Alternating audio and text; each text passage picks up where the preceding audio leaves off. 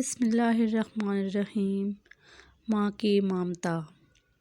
بستر مرگ پر جب بار بار میں اپنی کوتاہیوں کی ان سے معافی طلب کر رہا تھا تو کہنے لگی، میں راضی ہوں بیٹا، کاہے کو بار بار معافی مانگتا ہے۔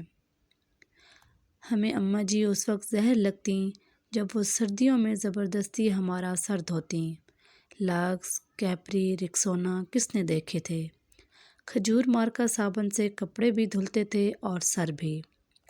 آنکھوں میں صابن کانٹے کی طرح چبھتا اور کان اماں کی ڈانٹ سے لال ہو جاتے۔ ہماری ذرا سی شرارت پر اماں آگ بگولا ہو جاتیں اور کپڑے دھونے والا ڈنڈا اٹھا لیتیں جسے ہم ڈومنی کہتے تھے۔ لیکن مارا کبھی نہیں، کبھی عین وقت پر دادی جان نے بچا لیا، کبھی بابا نے، اور کبھی ہم ہی بھاگ لیے۔ گاؤں کی رونقوں سے دور عین فصلوں کے بیچ ہمارا ڈیرا تھا۔ ڈیرے سے پگڈنڈی پکڑ کر گاؤں جانا اماں کا سب سے بڑا شاپنگ ٹور ہوا کرتا تھا، اور اس ٹور سے محروم رہ جانا ہماری سب سے بڑی بد نصیبی۔ اگر کبھی اماں اکیلے گاؤں چلی جاتیں تو واپسی پر ہمیں مرنڈے سے بہلانے کی کوشش کرتیں۔ ہم پہلے تو ننھے ہاتھوں سے اماں جی کو مارتے، ان کا دوپٹہ کھینچتے، پھر ان کی گود میں سر رکھ کر منہ پھاڑ پھاڑ کر روتے۔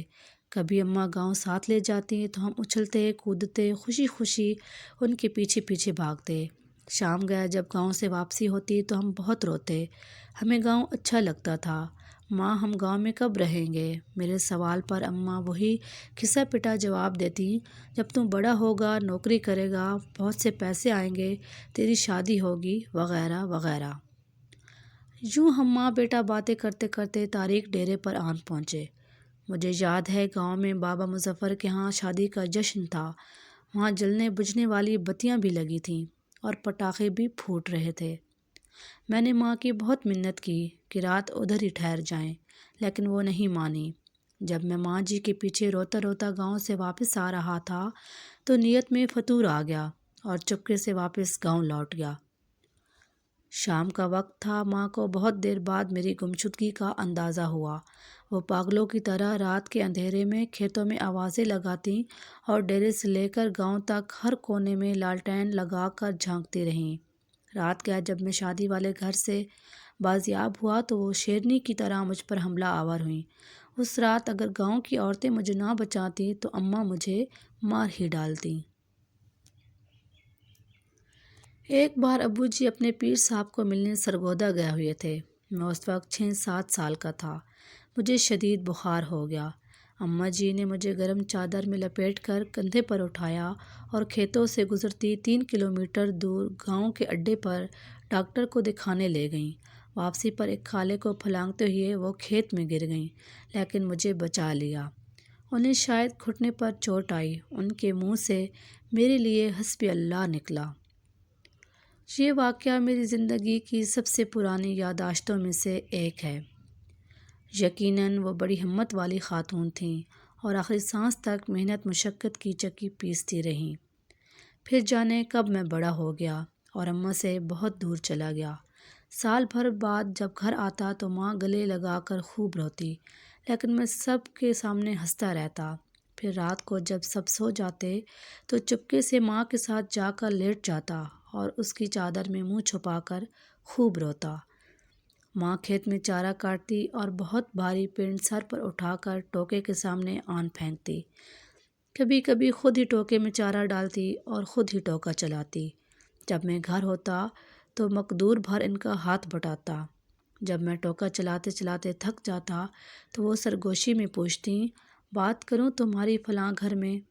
وہ جانتی تھی کہ میں پیدائشی عاشق ہوں اور ایسی باتوں سے میری بیٹری فل چارج ہو جاتی ہے۔ پھر ہم نے گاؤں میں گھر بنا لیا اور ماں نے اپنی پسند سے میری شادی کر دی۔ میں فیملی لے کر شہر چلا آیا اور ماں نے گاؤں میں اپنی الگ دنیا بسا لی۔ وہ میرے پہلے بیٹے کی پیدائش پر شہر بھی آئیں۔ میں نے انہیں سمندر کی سیر بھی کرائی۔ کلفٹن کے ساحل پر چائے پیتے ہوئے انہوں نے کہا، اس سمندر سے تو ہمارے ڈیرے کا چھپر زیادہ خوبصورت لگتا ہے۔ ماں بیمار ہوئی تو میں چھٹی پر ہی تھا۔ انہیں کئی دن تک بسکوپان کھلا کر سمجھاتا رہا کہ معمولی پیٹ کا درد ہے۔ جلد افاقہ ہو جائے گا۔ پھر درد بڑھا تو شہر کے بڑے ہسپتال لے گیا، جہاں ڈاکٹر نے بتایا کہ جگر کا کینسر آخری سٹیج پر ہے۔ خون کی فوری ضرورت محسوس ہوئی تو میں خود بلڈ بینک بیڈ پر جا لیٹا۔ ماں کو پتہ چلا تو اس نے دکھ سے دیکھ کر اتنا کہا، کیوں دیا خون، خرید لاتا کہیں سے، پاگل کہیں کا۔ میں بے مشکل اتنا کہہ سکا، اماں خون کی چند بوندوں سے تو وہ قرض بھی ادا نہیں ہو سکتا جو آپ مجھے اٹھا کر گاؤں ڈاکٹر کے پاس لے کر گئی تھیں اور واپسی پر کھالا پھلانگتے ہوئے گر گئی تھیں۔ وہ کھلکھلا کر ہنسی تو میں نے کہا، اماں مجھے معاف کر دینا، میں تیری خدمت نہ کر سکا۔ میرا خیال ہے کہ میں نے شاید ہی اپنی ماں کی خدمت کی ہوگی، وقت ہی نہیں ملا، لیکن وہ بہت فراخ دل تھیں۔ بستر مرگ پر جب بار بار میں اپنی کوتاہیوں کی ان سے معافی طلب کر رہا تھا تو کہنے لگی، میں راضی ہوں بیٹا، کاہے کو بار بار معافی مانگتا ہے۔ ماں نے میرے سامنے دم توڑا لیکن میں رویا نہیں۔ دوسرے دن سر بھاری ہونے لگا تو قبرستان چلا گیا اور قبر کا بیٹھ کر منہ پھاڑ کر رویا۔ ماں سے بچھڑے مدت ہو گئی، اب تو یقین بھی نہیں آتا کہ ماں کبھی اس دنیا میں تھی بھی کہ نہیں۔ آج بیت اللہ کا طواف کرتے ہوئے پٹھانوں اور سوڈانیوں کے ہاتھوں فٹ بال بنتا بنتا جانے کیسے دیوار کعبہ سے جا ٹکرایا۔ یوں لگا جیسے مدتوں بعد پھر ایک بار ماں کی گود میں پہنچ گیا ہوں۔ وہی سکون جو ماں کی گود میں آتا تھا، وہی اپنائیت، وہی محبت جس میں خوف کا عنصر تھا۔ اس بار منہ پھاڑ کر نہیں، دھاڑے مار مار کر رویا۔ 70 ماؤں سے زیادہ پیار کرنے والا رب کعبہ اور ہم صدا کے شرارتی بچے۔